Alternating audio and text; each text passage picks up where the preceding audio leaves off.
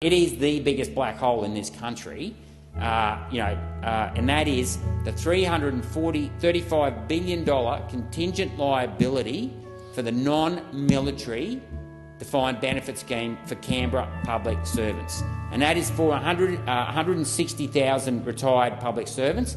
That works out at $2 million a pop. Now, the top 40,000 of those people, okay, that liability is $137 billion, which works out at $3.5 million per retiree. Now, if you're on more than $75,000 in retirement based as an indexation as your final salary, you must have been on a big final salary.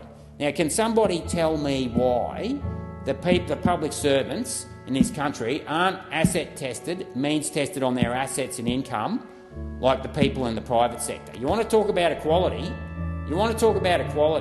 There was never, and I often get the blow, we can't do anything about it because we can't go around breaking contracts. There was never a contract. In order to have a contract, you've got to have an offer, an acceptance, and terms and conditions. There was never an offer by the politicians in this country that they were going to pay themselves, on behalf of the retired public servants, they were going to pay themselves a gold-plated pension scheme. And there certainly was never an acceptance by the people, and there was certainly never terms and conditions laid out as to just how expensive it's going to be. $345 billion plus the military, which is about $160 billion. I don't want to touch that because these guys potentially put their lives on the line and their families get moved around a lot. You can match that off for the future fund, but that needs to be means tested.